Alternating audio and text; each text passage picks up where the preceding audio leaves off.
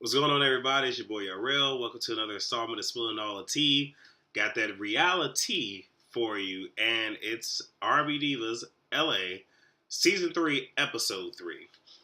And before I start, as always, since I'm spilling tea, I always gotta have me some tea with me. I got it on nice, and just in case, I get a little overzealous and all that shit, I got a little reserve right here to mix some more up on camera. That's why this was on nice, okay? Just in case. But I don't think I should. This recap should go by fairly quickly, but I don't know. Like I said, not a whole lot happened. There wasn't a whole lot of drama in this episode, but enough for me to talk about it. Some things that I might go off on tangents about. But before I get started, I'm going to go ahead and sip me some tea. I'm going to go ahead and hit my vape.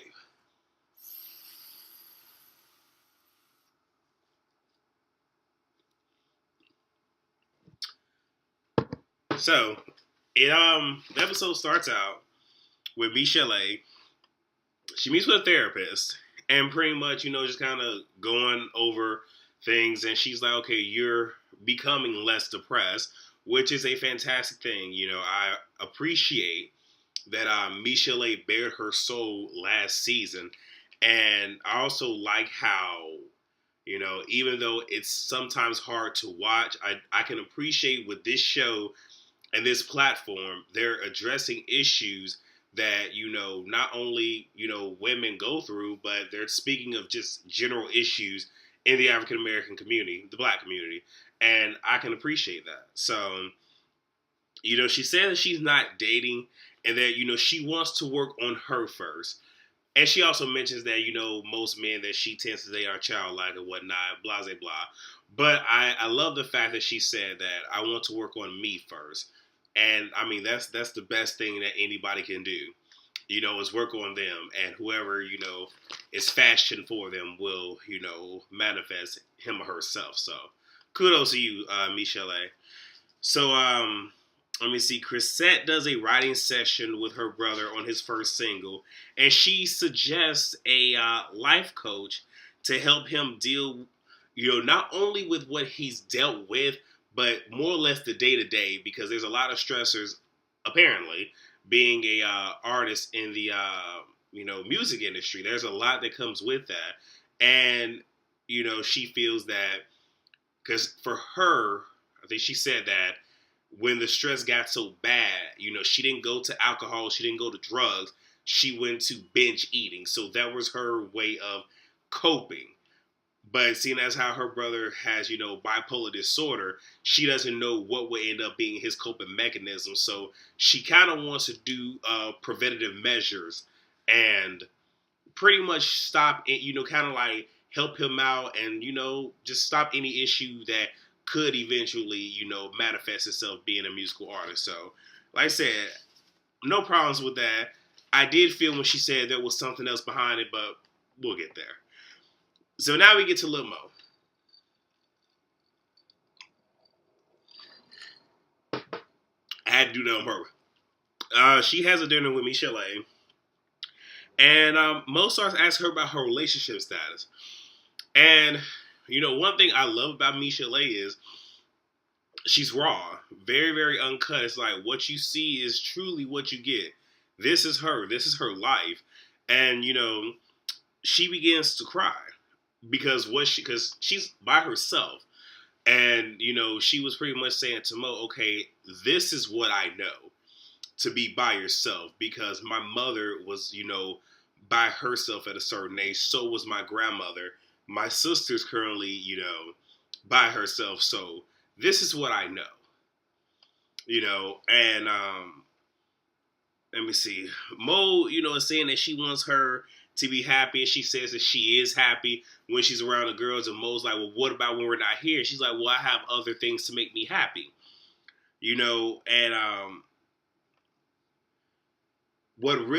it started to get a little intense because, this is how she's feeling, but I got upset with, Lil Mo because she's sitting here saying, oh, well, everybody needs... Now, I'm not saying that not everybody needs somebody, but the way that she was throwing it out there is, you need a man. Because she was like, I'm not saying you need one to validate you or this, that, and third, but it's almost like that's exactly what you're saying.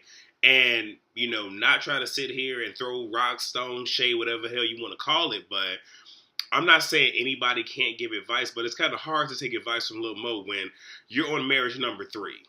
You know what I'm saying? And you literally, like, when I say from the last season up until now, it seemed like she jumped into a brand new relationship and marriage. Like, I would probably say year and a half, which I'm not saying there's not enough time, but, that time should have been getting to know him and then marry him. But, again, that's her life, and I'm not trying to get into it, but it's one of those where, it's almost like she was overstepping her boundaries, and I feel that she was pushing Michelle a little further back. But Michelle said something to her, and I totally agree with. She was like, there's nothing that a man can do for me. Like, I'm a paraphrase right now. Actually, I'm going to use myself as an example. Like I said, I've shared this before. It's not really a secret, Like I said, I've been celibate 14 fucking years. At this point, it's 14 years now. And, like I said, since going down that road of celibacy, I think I've only dated, three girls? 3? Yeah, 3. And it's been spaced out. And like I say, it's probably been, 4 years since my last relationship. That says something. But even then, it's just like, there's not much that anyone can do for me. You know what I'm saying? Because, I pay my own bills. I do for myself. This, that, and the third. The most that I would need, somebody else for is companionship and pretty much having my children. Not to say that's all that women are good for. I'm not saying that, but I'm saying for me. Like, I don't need validation. I don't need any of that. Like I said, I need somebody who's going to add to and build me up. Because everything else I can do for myself. And that's pretty much what Michelle was saying is that, I can cook, I can clean, I got my own coins. I can build, when she said build, she's like, I can build it. Like, I can build a house. I did not fail the fuck out. But I understood exactly what she was saying. And, I can appreciate that. And, she's given so much. And I mean, nothing against her, but it's like, it appears she has the most problems, but she speaketh the most damn sense. But go ahead, Michelle. I love you back. So, we get to Lita. She's at home with her friend, Teresa. She says Teresa has been battling breast cancer. She had it. I guess she had the surgery and everything, and now it's back. And Leela wants to throw her a party because she missed it because she was touring in Australia. And this whole, the whole breast cancer thing, it does hit home for me, but I'll talk about that at the very, very end of this so I can get through the review and then I can just talk about that. So, Lil Mo has Brave come over her house, and Mo mentions to her that, some of the comments that she made, kind of really didn't come out right and whatnot. And Little Mo is like tap dancing around the issues. And Brave wants her to just, Brave is getting upset because it's just like, look, if there's an issue, I need to know what it is so it can be addressed. And, I lost a lot of respect for Mo there because it's like, you the realest one. Like, I was rocking with Mo up until this season. Because it's just like, I don't know what it is that you're doing, but, I mean, the only reason I can see her kind of tap dancing is she's trying to preserve the relationships that she has, in addition to, I guess, build this new one. But if it's that big of a deal that you need to address her, all she had to do is just say, look, boo, the girls got some problems with you. I don't feel right speaking on their behalf. I suggest you talk to them. That right there could have been an easier way of doing it, just in my opinion. So Brave decides that she wants to address the misconceptions of her energy. And Mo tells her that, she needs to be careful and, to be who she presents. Like, if you're presenting yourself to be this way, that's who you need to be. Be consistent. And she was like, if you don't, you will be Shantae. Which I was just like, okay, that was kind of extreme. Like, that was real extreme. It's like, y'all made up, but you ain't have to really say that. And we all understood what she meant. Because it seemed like Shantae went from being one way and literally, like, flipped the script when it came to the, what was the girls' anthem? I Know Right? Yeah, with that song. So, whatever. So Brave, now it's Brave's time now. Brave meets with Shantae because she offended Chrisette and Leela. Did y'all catch that? So you offend Chrisette and Leela, right? And you want to address the misconceptions, but instead of addressing them, you address Shantae.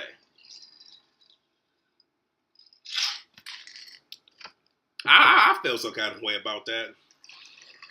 I mean, of course, if they're comparing you or saying, or if Lil Mo is saying you don't want to be Shantae'd, I guess talk to this individual, whatever. But I'm just kind of like, I don't know. I just felt some kind of way about that personally. But all we really need to understand is, she talks to her because Little Mo isn't giving her enough. So I don't know if she was trying to pick information out of Shantae. I don't know. But Shantae pretty much tells her to, stay honest and be genuine. Say what it is you need to say. If they don't like it, at the end of the day, it's not your problem, it's theirs.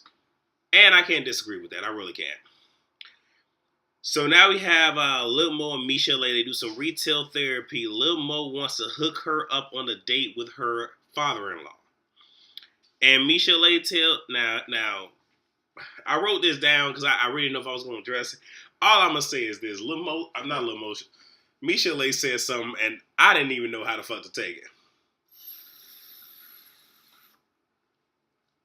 I totally forgot how they even got on the topic. But Michelle was talking about being clean shaven and wanted to show, her purse, her pocketbook, to prove it to Lil Mo. And I was just kind of like, what? I'm sorry. I don't even want to deal with that with my boys. Like first and foremost, I don't give a fuck if I don't care about how any of my boys, how they manscape. I don't care. And I don't want to see it, let alone down yeah. No. But hey, maybe they have that friendship. I don't know. But Lil Mo was like, I just had to bring that up. It was crazy. They put it in there, so I'm gonna comment on it. So Chrisette, her brother meets with a life coach, and she says that she's using this as a way for them to better get to know each other. So now it goes from you wanting him to have this life coach so, he could, be stable in the music industry. But now you're saying that you're using this as a way for you and he to get to know each other better as brother and sister. All right, now I'm starting to feel a little bit, I'm feeling some kind of way about that. I am. And, Lem, her brother, mentions how, Chrisette, just with her lashes and everything, is like how she could sometimes look and even possibly come off as being snotty. But, he knows that he's not like that. It's just how he, misinterprets her. But that's somewhat how he feels. And, she feels that, she may have to, how can I say this? Work on their professional relationship before the business. And he even mentioned to her, it's upsetting him that every time they talk, she's kind of asking him, are you ready? Are you ready? Can you do this? Are you ready? And he's just like, it's becoming annoying. She was like, well, then why would you sign with me? And I straight up looked at the motherfucking screen and like, the fuck you mean why did he sign with you? Whoa, you begged him. You asked him in the studio and then you asked him again at your motherfucking listening party. Like, something is wrong here. And I'm gonna just fucking say it. I don't know if it's just your brother that has a fucking mental problem. And yes, I fucking said it. So, hey, all y'all Chrisette stans, y'all go ahead and say what the fuck you need to say. I love Chrisette. I love her music. But still, like I said, I'm gonna give just dues when need to, and I'm gonna go ahead and I'm gonna let you know what I need to let you know. That was to let you know. So, Little Mo has her father-in-law husband. They go-kart to a go-kart track for a double date, and Michelle stands Lil Mo up. Now, I say that to say we don't know exactly what happened. We don't. Like I said, that's the only thing that sucks about when we watch shows like this is we're only getting it from one perspective. Because in the trailer for the next episode, I forget who, but somebody brings it up to Michelle, and she's kind of looking like, no. So either that's not how the incident went down, or I guess either Lil Mo didn't tell her or there's communication error. But, you know, Lil Mo is on 10. And she even tried calling her a couple times. But, you know, I'm not saying you can't be mad. Because I don't like being stood the fuck up either. But, you know, and I'm not saying that she was wrong for how she was acting. But I will say it did appear that she was being a little bit extra. Just saying it appears. So, we get to Leela. Everybody goes to support Leela at her friend's birthday party. And Lil Mo says she will not address the issues with Michelle at the event. I love the fact that she said that. Because honestly, I'm getting so fucking tired of watching all these different reality TV shows. And I'm being completely fucking honest.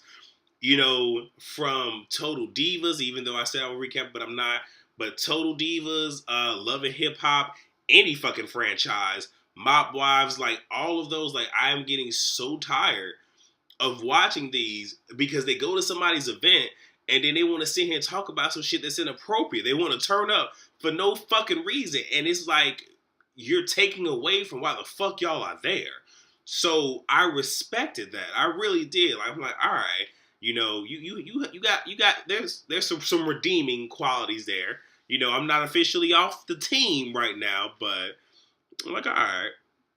So Mo starts to talk to Leela about her friend, you know, because she was like, yeah, my sister, you know, found a lump. And, you know, she was making mention of the fact that, you know, she would really hate to have to deal with this on the home front. And Brave, you know, says that her sister had breast cancer and, you know, it moved to other parts of the body. Now, I know I said I'll wait to the end, but I'll go ahead and talk about this now. Like I said, I lost someone to breast cancer. I did. And it was so hard for me. It was, like I said, because how can I say this? I have sisters, but never knew them. And I'm just going to leave it at that because I don't want to put too much of my business out there right now. But she was like a sister to me. And a lot happened with me growing up. A lot. A lot of fucking issues. A lot that I've dealt with, faced those demons and whatnot. But the only person in my family on my mother's side that really knew Yarrell for Yarrell outside of my grandmother, who had passed on, and me and my cousin Yolanda, that's who she is, God rest her soul as well, she got to know me for me. And that was the only person that just loved me. You know, there was no problems. There was no issues.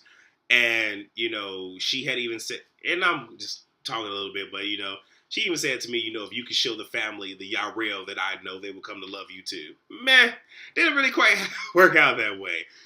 But she got diagnosed with cancer. It was a hard time for everybody. My cousin Yolanda was that person in the family where everybody loved her. You know what I'm saying? It was one of those where everybody loved her. You couldn't be in the family and not love her. It was almost impossible. Like, she was real, she was funny, but you loved her. And I did too, like I said, you know. But she decided to have her breasts chopped off. Like, it was one of those, let me do this, because she has 2 boys. And she was like, I want to be here for them. And we really thought that we had this beat. And all of a sudden, the cancer came back, and it was more aggressive. And if I'm not mistaken, it spread to her bones, her liver, and her spine. And, you know, it really took a toll. She went from, you know, being healthy to just being so skinny. You know, she was a shell of a woman. And, you know, she stayed in the building with my mother. And I was actually on college break the summer that we lost her. But it was just so hard to see her like that, because it's like, this is not the Ilana that I know. And it's like, you know, this disease, it literally took the best parts of her away, and it was so sad. And like I said, that summer, you know, we did end up losing her. So when Brave talked about her sister having breast cancer and it spread to other parts, you know, like immediately it took me back to that summer, and that was the summer of 2008. I know that summer very well. Yeah. But enough about me. Leela was like, well, you know, if you guys would like, you know, y'all can sing if y'all want. Now, right there, she said, if you want. It wasn't a mandatory, girls, get y'all asses up here when I go up there and sing. It was, if you want, you can sing. So Brave objects. She was like something along the lines of, "I don't do impromptu." Now she didn't say I need to rehearse. She said we need to rehearse. I didn't like that. I did not like that. Now here's the thing. Not everybody feels. I understand. Not everybody feels comfortable just singing on the spot. I do understand that. I do. But again, it's hard for me to believe that this is your first time seeing this damn show, Bray. Or this is your first time knowing of the show. This franchise. Because you should already know, if y'all going to an event, you should probably know that somebody's going to ask you to sing. Someone is. Alright? It is what, but at the same exact time, it wasn't mandatory. You could have just easily said, you know what, I just prefer not to. And left it at that. But, it's like, I don't do the impromptu, we need to rehearse. And then when the song was rushed, like, oh, I don't know the song. I got upset at that. I got upset because it was just like, so is it because you don't do impromptu? Is it because being in a group, you always rehearse? Because that sounds like some Don shit. Because Don said that shit back in season 1, okay? Or is it because you don't know the words to the song?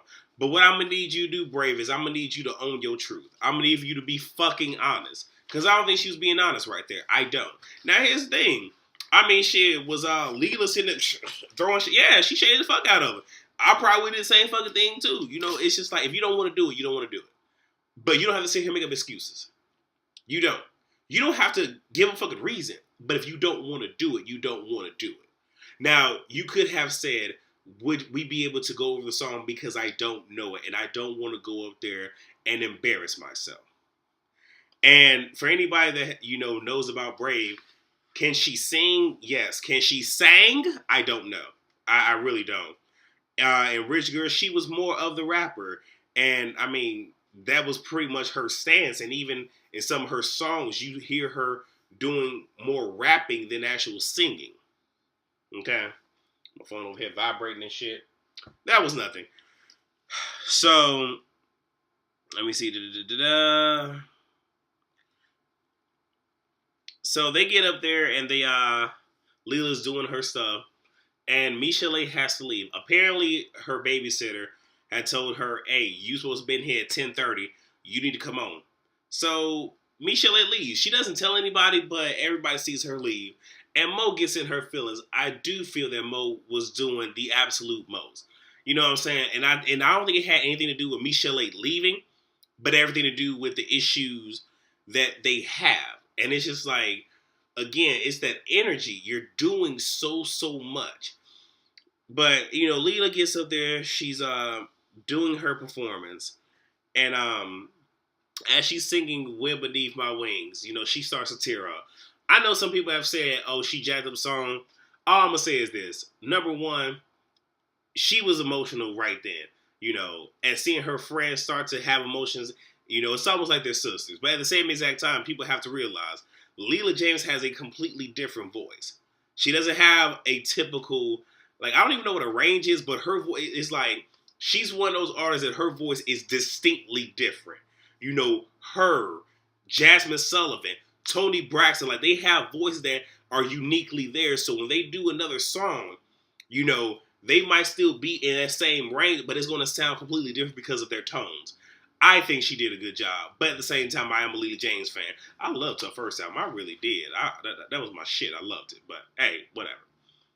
So, she calls the girls up. And, I was watching Say Sean Bradley. And he really felt that Leela shaded the fuck out of Brave. Because she said, come on up here, my R&B girls, my R&B divas, come on. But here's the thing. She didn't say girls, she said girls. So it was one of those where I took it as, it was just my girls to come up here, but because they're on a franchise, on my R&B divas. So I took it as it was a slip up. Because now, had she said my girl and R&B divas, then I would have been like, okay, there's a little bit of shade. Now, if she totally meant that as shade, then who's the other girl and who is the diva or divas. I don't know.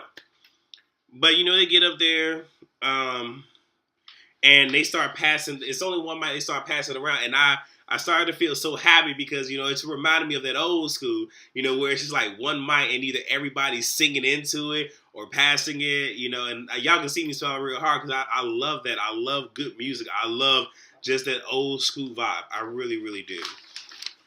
And, you guys, that is pretty much it. I have my tangents and everything, but that is my review for R&B Divas LA. Now, even though that's my review, there's something that we need to fucking mention.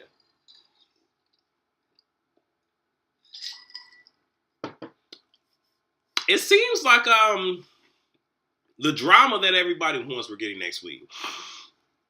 I've been loving this season so far because we know the drama's coming. But as Yarrell, aka T Spilling, I watch this not necessarily for the drama, but to follow these women's lives. Because like I said, I've watched them. You know, I've listened to them. I love their music. So I'm not necessarily watching it for the drama. When the drama comes, oh shit, you know, that's me. But I'm not watching especially for that. But it seems like we about to get it because the other diva appears in the next episode. And everybody is looking like, who? Hopper, who this woman? Bitch, who you? I don't know who the fuck you is while you sitting at my table. So we're either going to get the drama next episode, or as most of these reality shows go, we're probably going to get a tease of the drama. And we're probably not going to get the drama until episode 5. But it seems like, so like I said, we have Miss, I think it's Stacey Francis. She gets introduced. Of course, the issue with Michel'le and Lil Mo may possibly be addressed. But we only saw Michel'le talking to, I believe it was Chrisette. But I'm not absolutely sure. But again, that is my review for R&B Divas LA Season 3, Episode 3. Before I sign off, I want to go ahead and just let you guys know, if you haven't seen it from one of my other videos, I did a collabo with my boys over at Vodka and Random Shit. And pretty much the premise behind it is there's drinking beforehand, but, you know, drinking vodka and literally talking about random ass fucking topics. And I was on the 3rd episode of that they did.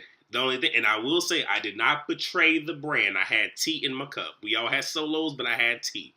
Since I'm spilling all the tea, I'm going to have tea in the cup. I might have wine or beer. But if I'm going to somebody else's shit, I'm not betraying my brand. I will not. And I was also on their very first episode of their other segment, which is Daily Rants. Like I said, for those who are watching this on computers, like I said, you'll see the links floating around somewhere right here. If you guys are watching on a mobile device, the links will be down in the description box, and hopefully you should be able to click those and go to them. Hopefully. But if not, it's Vodka and Random Shit. Should be able to find it. Also, like I said, if you guys like this video, please rate, comment, subscribe. If you have any questions you would like to ask me, especially I just put some of my personal business out there, you can email me at spillingallthetea@gmail.com. Like I said, eventually I'll get to the Q&A with, this guy right here.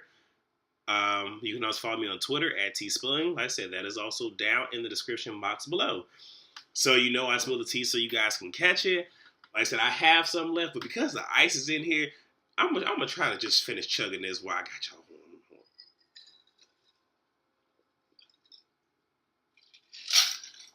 There we go. But I spilled tea so y'all can catch it. Please bring, like I said, your teacups, your mugs, your glasses, your mason jars, whatever it is that you need to catch it in. Please bring it. And like I said, I will see you guys very, very soon. The next couple videos should be Marriage Bootcamp Reality Stars and Real Housewives of Atlanta. So, as I always say, thank you guys for all the support. I really do appreciate it. I love you guys. Thank you so much. And until next time, see you guys later. Peace.